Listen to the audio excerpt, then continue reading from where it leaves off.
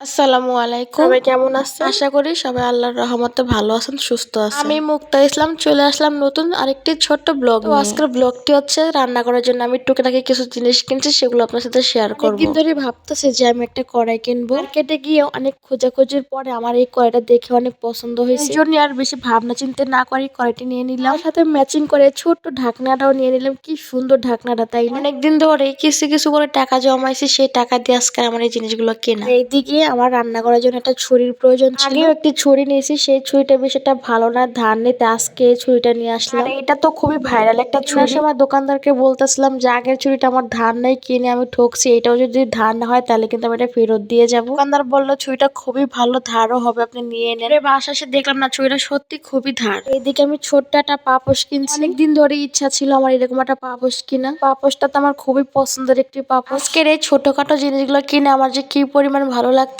আমাদের মেয়েদের জন্য রান্নাঘরটা খুবই একটা ইমোশনাল একটা জায়গা। আমার তো অনেক দিনের স্বপ্ন আমি আমার রান্নাঘরটাকে অনেক সুন্দর করে সাজাবো। আর এইদিকে এই পিতলের ঘটিটা আমি কয়েকদিন আগে কিনে নিয়ে এসেছিলাম, আলাদা করে আপনাদের সাথে শেয়ার করা হয় না, ভাবলাম এখন একটু শেয়ার করি। পিতলের ঘটিটা কত সুন্দর, তাই না বলেন? ঘটিটা প্রথম দেখাতেই আমার এত পরিমাণ ভালো লেগে গেছে, তাই আমি নিয়ে নিলাম। এই ঘটিটার অনেক দাম ছিল, প্রায় 1000 টাকার মতো নিছিল। এইদিকে আমি চলে আসলাম ছাদে, কারণ অনেকদিন ধরে আমার ঘরে মরিচের গুঁড়া শেষ হয়ে গেছিল, তাই ভাবলাম আজ বেশ ভালোই রোদ উঠছে, রোদে মরিচগুলো দিয়ে বেশ ভালো করে মুচমুচে করে নিই। মরিচটা যদি ভালো করে মুচমুচে হয় তাহলে এটা ফাঁকি করতে খুবই সহজ হবে। আমি মনে করি দোকান থেকে মরিচের গুঁড়া না কিনে ঘরে মরিচটা ফাঁকি করা খুবই ভালো। আর এদিকে দেখেন আমাদের ছাদে আশেপাশে পরিবেশটা কত সুন্দর। আর এদিকে চালের গুঁড়োটা একটু রোদে দিয়ে দিলাম, আজ তো বেশ ভালোই রোদ উঠছে, সেই জন্য ভাবলাম একসাথে চালের গুঁড়োটা একটু ভালো করে রোদ দিয়ে নিই, তাহলে গুঁড়োটা রোদে দিয়ে শুকিয়ে নিলে অনেকদিন ভালো থাকে। তো এখন আমি আবারও রান্না করে চলে আসলাম। মার্কেট থেকে আসার পথে বাজার করে নিয়ে আসছিলাম। ছুরিটাকে নিয়ে আসার পরে প্রথমে পুঁইশাকের ফলটাই কেটে দেখতেছি আসলে এটা কতটা ধার। আসলে আমি যতটা ধার ভাবছি এটা তার থেকেও দ্বিগুণ ধার। আমার কি মনে হয় জানেন, আমাদের মেয়েদের কাছে হাতে একটু টাকা হইলে সবার আগে আমরা কোথায় কোথায় যাই? কেউ যায় স্বর্ণকারের দোকানে, কেউ যায় মার্কেট, আর কেউ যায় রান্নাঘর সাজানোর জন্য জিনিসপত্র কিনতে। তবে আর কে কি করে আমি জানি না, কিন্তু